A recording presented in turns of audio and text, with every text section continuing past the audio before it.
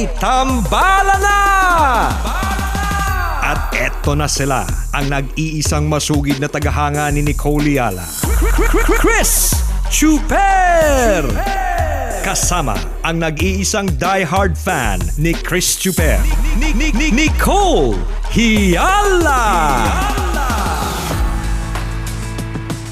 Mula sa Mahiwagang Burnay, ang kwento.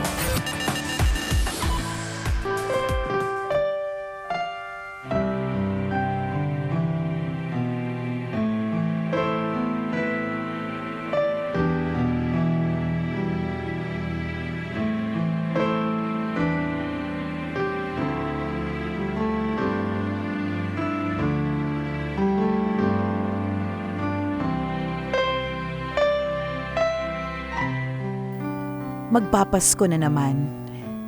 Paskong hindi na tulad nung dati.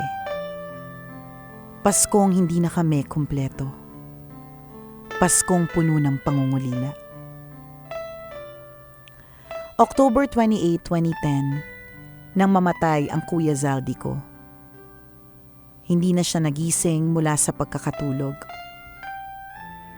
Nabulabog ang umaga namin noon dahil wala ng buhay ang kuya ko. Si Kuya Zaldi ang nagsilbing nanay at tatay sa akin.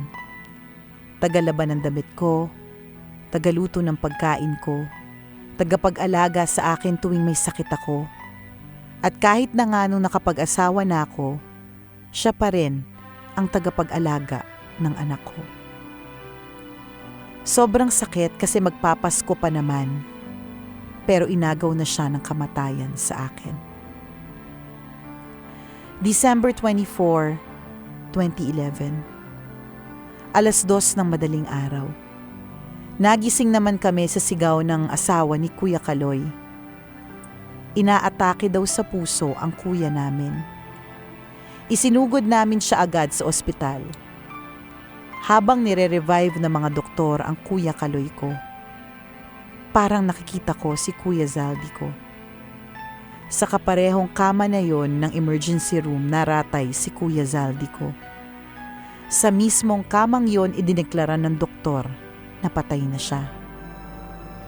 Ngayon, eto na naman.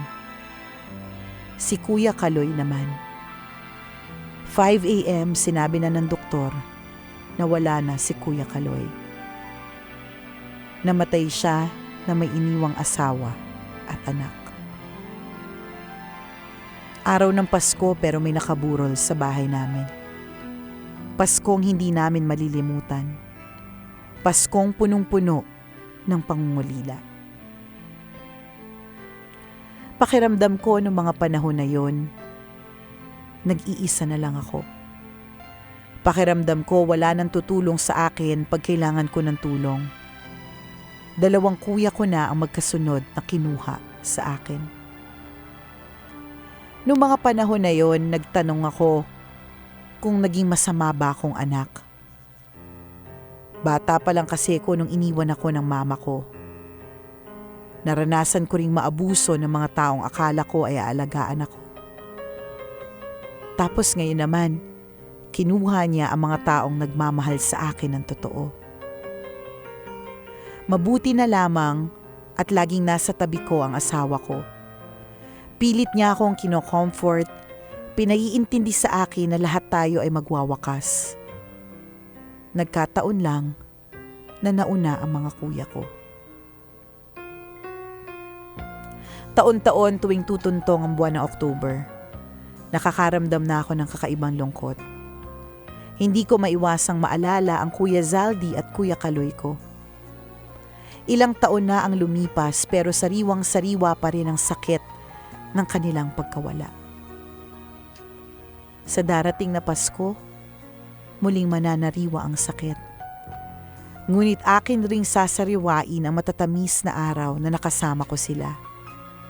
Hindi matutuldukan ng kamatayan ang kabutihang ipinamalas nila sa akin. Lagi pa rin may magandang dahilan para mag-celebrate ng Pasko. Ako po si Jenny, isang tambalanista, at ito ang aking kwento. Always your number one. SM radio station.